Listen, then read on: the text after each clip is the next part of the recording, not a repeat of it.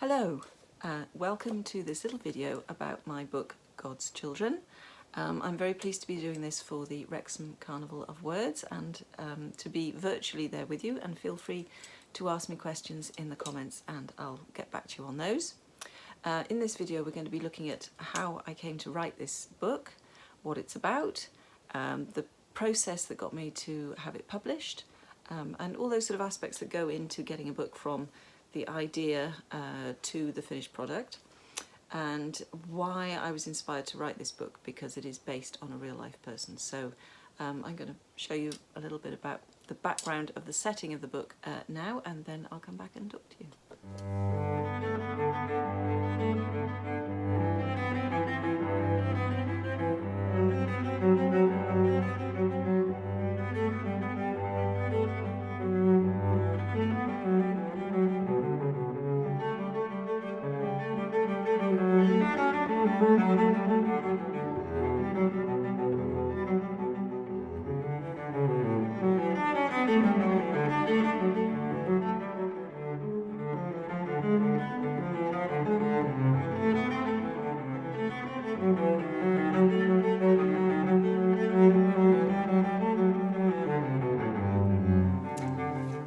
So I think from those pictures, one of the things you will have noticed is that the setting is really important for this book. And when people ask me what inspired you to write it, why did you want to choose this subject and this person, it isn't just about Kate Marsden, who is obviously the main character in the book. It is also about the place. I have to say, I don't travel well. I don't go far, and I like to travel when I read, but I also like to travel when I write.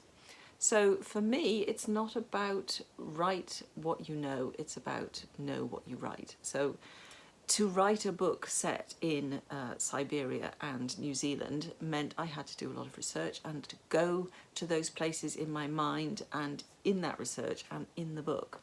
I mean, I think a lot of readers read to be different people, but also to go to different places and experience different things. And certainly I would not be trekking across Siberia. So one of the main inspirations was the setting, and I think the cover, they've done a beautiful job. I'll just show you there.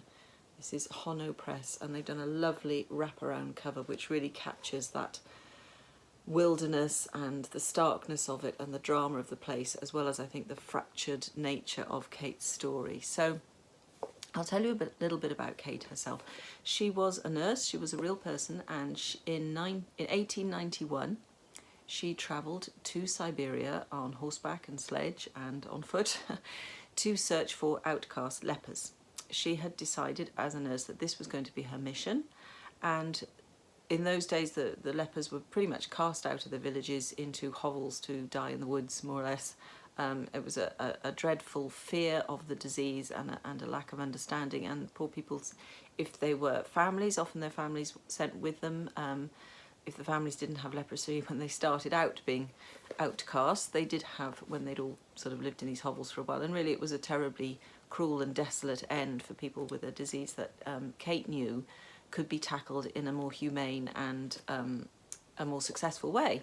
So her mission was to travel across Siberia, which she did with incredible courage. It wasn't, the Trans-Siberian Railway had not yet been built, so she was travelling from Moscow to the region of Yakutsk, which is vast. I mean, I hope in the book that you will get the sense of that vastness, and that this woman was setting out in a time when, you know, there was no Gore-Tex, there was no satellite phones. It was a major trek for anyone to undertake, but for a nurse, she wasn't an explorer, she wasn't a incredibly fit horsewoman. She'd barely sat on a horse, and she had to ride these terrifying little ponies. They're a bit like Welsh mountain ponies, if you know those, that are really fleet of foot indeed, but a little bit feisty. And you know, she was quite a tall woman. It must have been difficult riding those horses, and dreadful tortuous saddles for miles and miles and miles.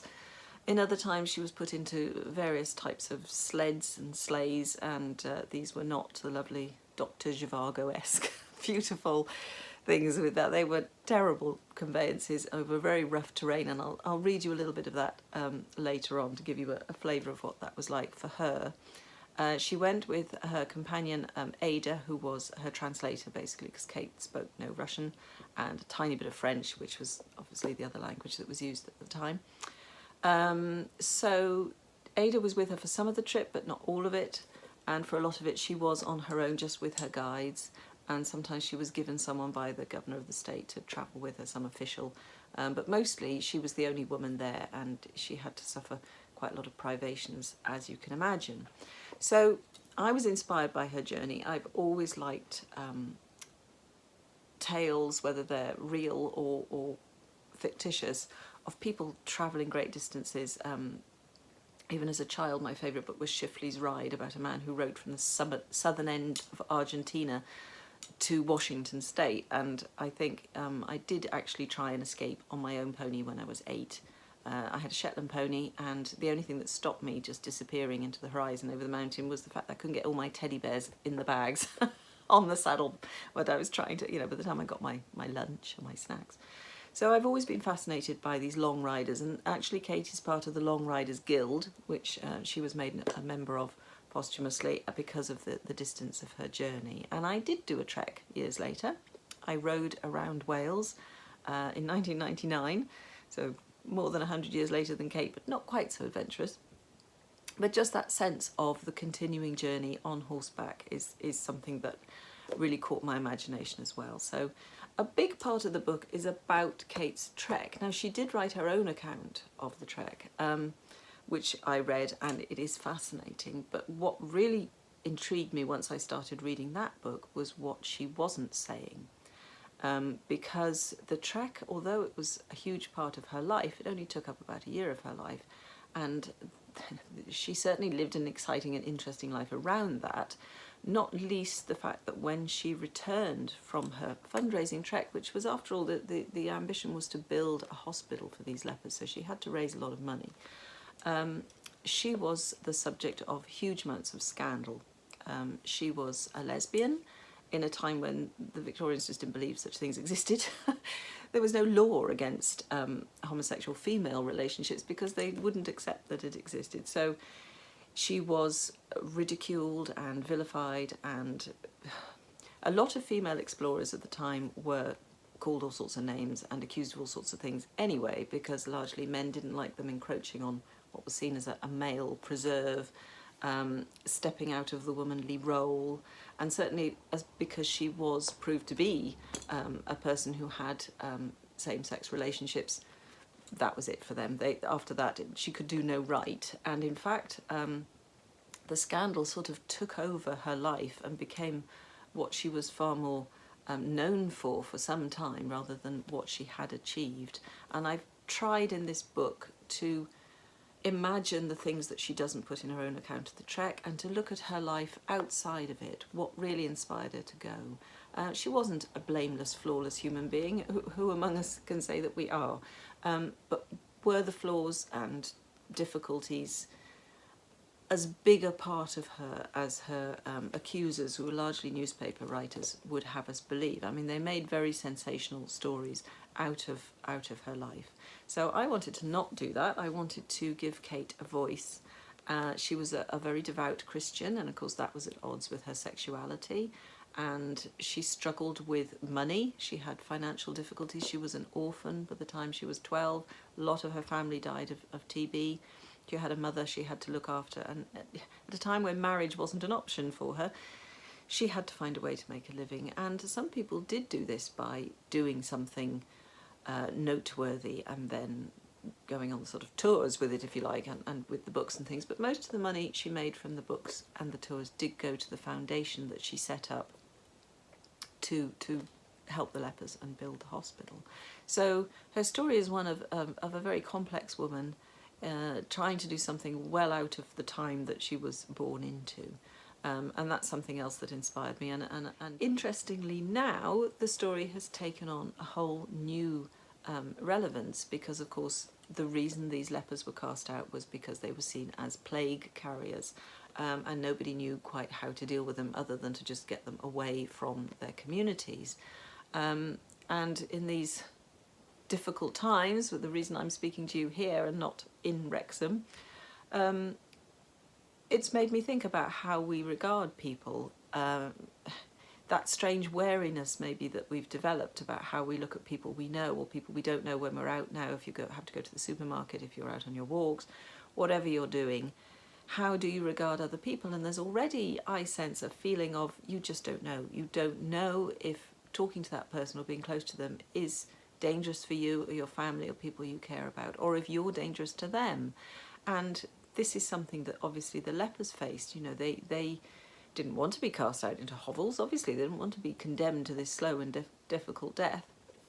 But on the other hand, nor did they want to be the ruin of their entire family or even their village or community. And strangely, one of the reasons Kate was asked, why did you choose Russia? There were lepers all over the world. They said, why did you choose these outcasts in Siberia? And she said, because they were beyond the reach of Christian charity.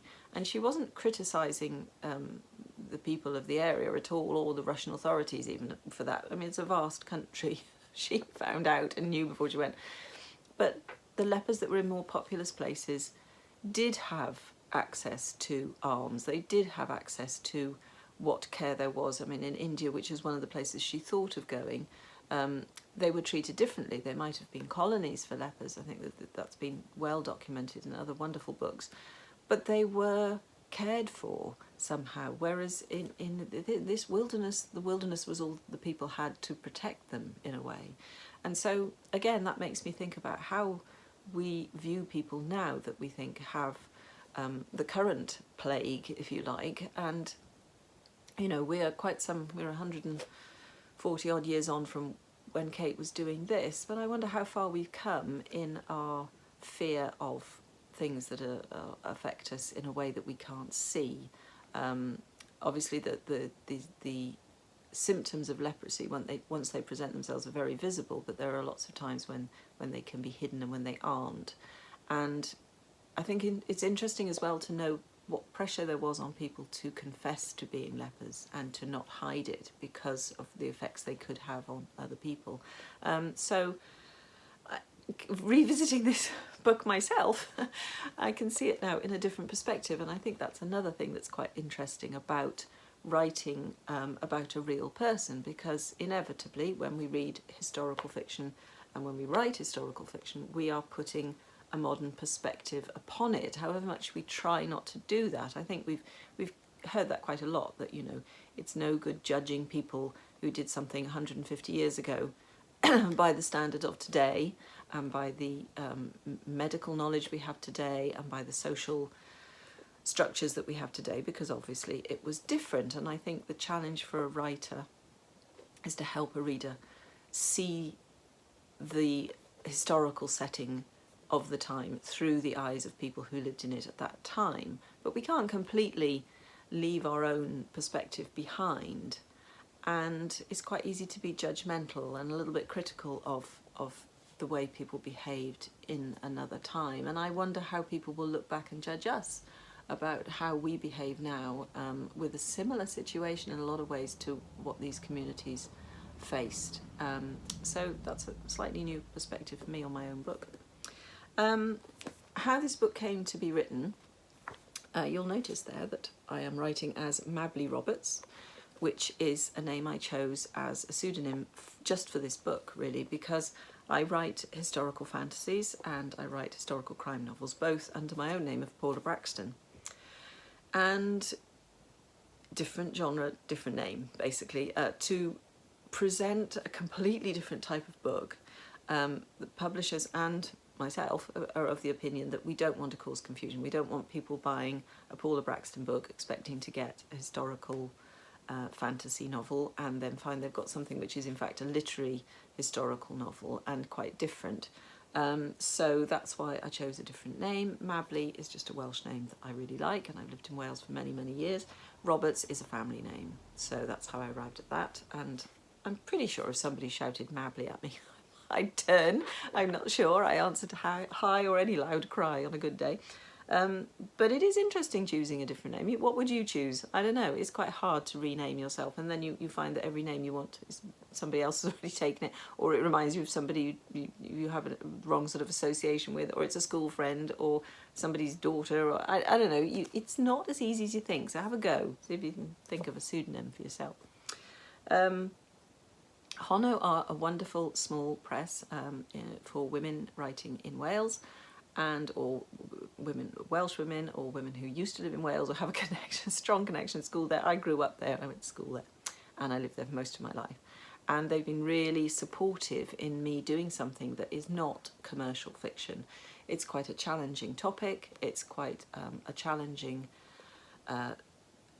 the way that I've written it is not an easy way to follow. I felt that because of the way I found out about Kate, because of the way her life was lived, because so much of it is conjecture and not making it up, I mean, it is fiction, I do have to make stuff up, but trying to be true to her story whilst presenting a possible way that the gaps in our knowledge of her could be filled, and giving an open picture of her so that readers can read the information they have, read this, my take on it, if you like, and then make up their own minds, meant that I didn't want to present it as the only way it could have happened. I didn't want to present it as a big snowy epic. I wanted to see it from the end of Kate's life, looking back and taking part in the fragments that we have and putting other pieces together. And because of this, there are no chapters in the book.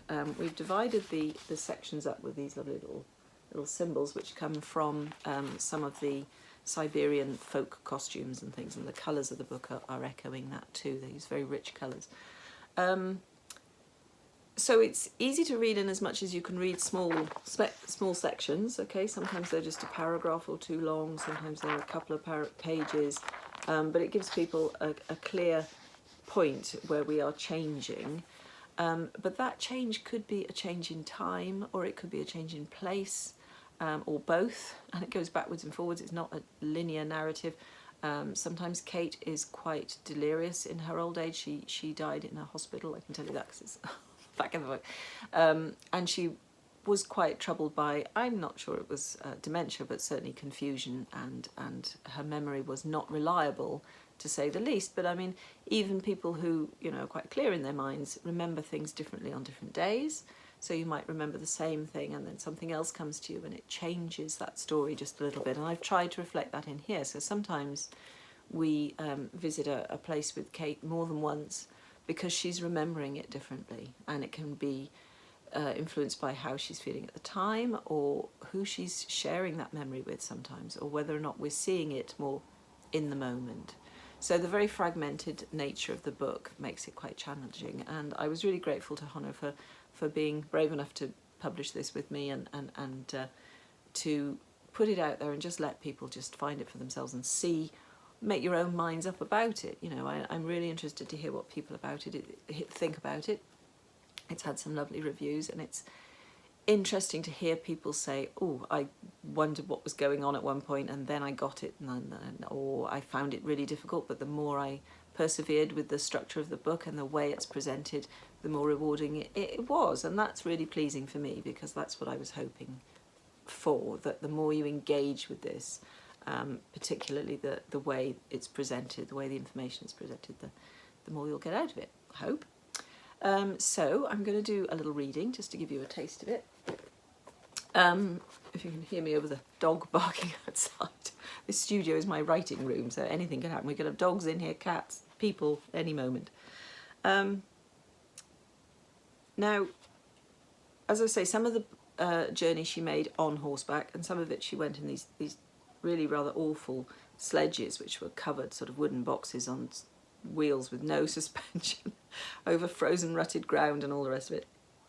And this is an incident where she is with it in one of these places, and it's absolutely freezing. They're swaddled in clothes, she and her travelling companion and translator Ada, and they're in this covered sleigh, and it's night time, and they've been going for hours, and it is so uncomfortable. They're being knocked from one side of the thing to the other, and they just really want to get anywhere where they can stop. But so this is a little section quite near the beginning of the book.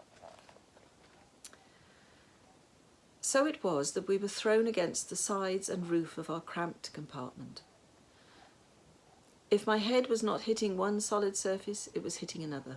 We were violently thrown forwards as the conveyance dived into a furrow, and then flung backwards as it lurched out again.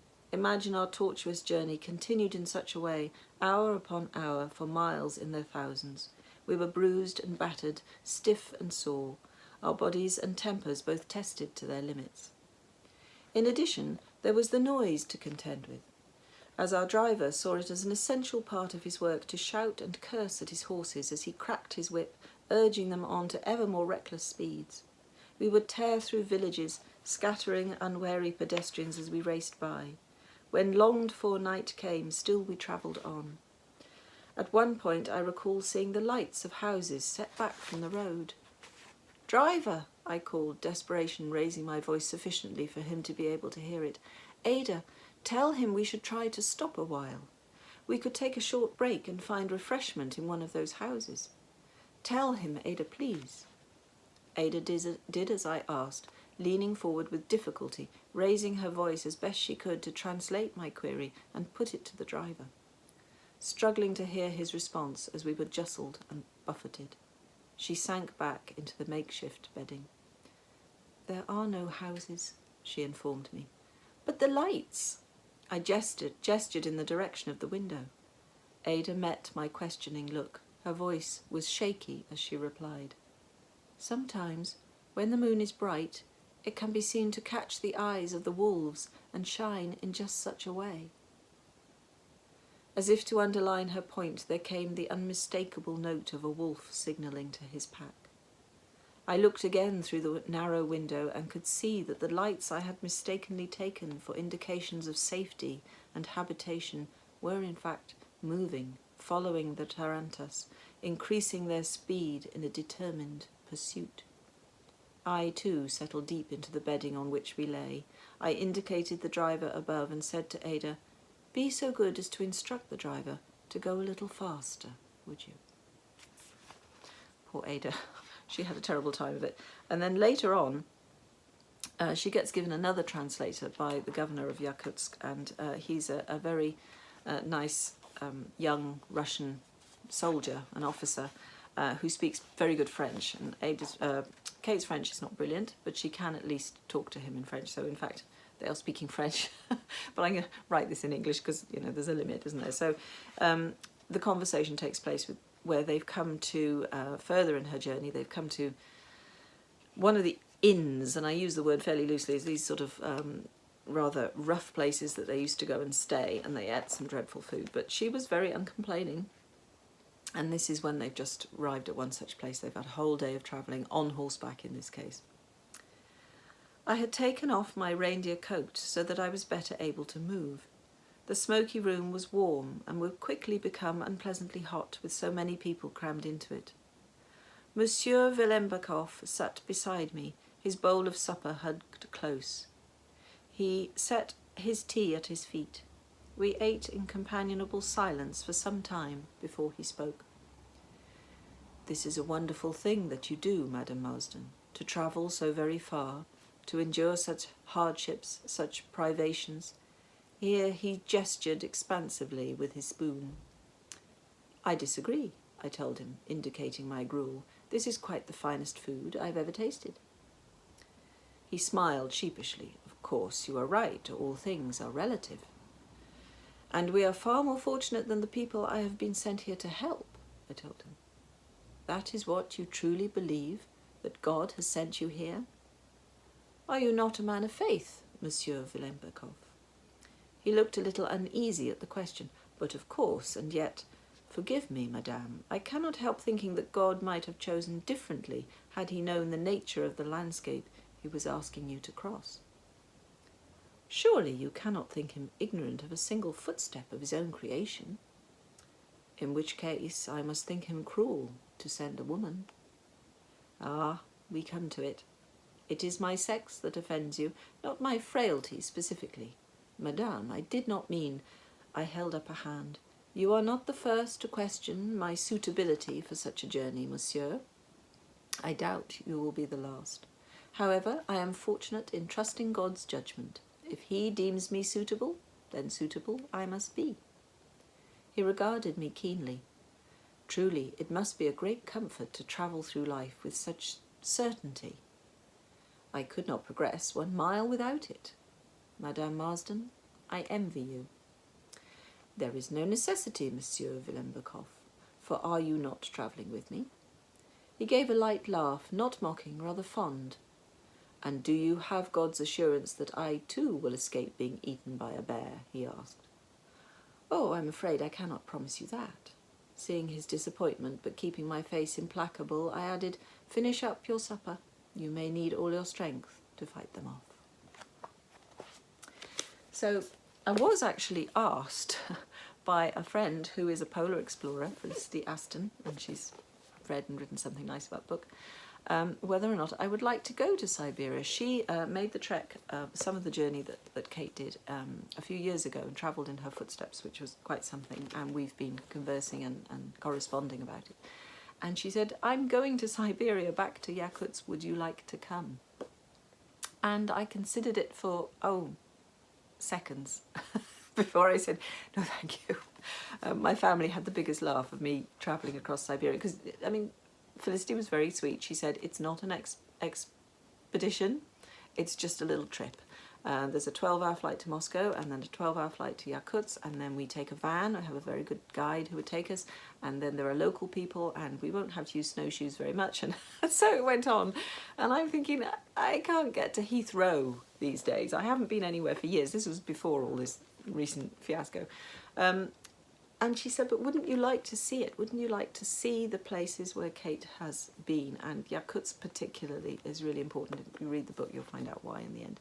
And a little tiny bit of me would like to see it, but actually no, I think I'd rather be the person who wrote the book but hadn't been. Because that is which brings me back to my first point, is for me why I write at all. It is to transport myself to places, to times, to mindsets that I would not ever otherwise experience. And my hope for you with this book is that it will transport you to that wild and wonderful landscape of Siberia, and also to Kate's mind and Kate's experience of it, and Kate's experience of what it was like to face not only the challenges that the journey presented, but the challenges that her own personal life presented her with when she came home too. So I hope you've enjoyed hearing about that. As I say, please do put questions in the little link below if you'd like me to answer them. I'll have a go. And I've really enjoyed sharing my book with you.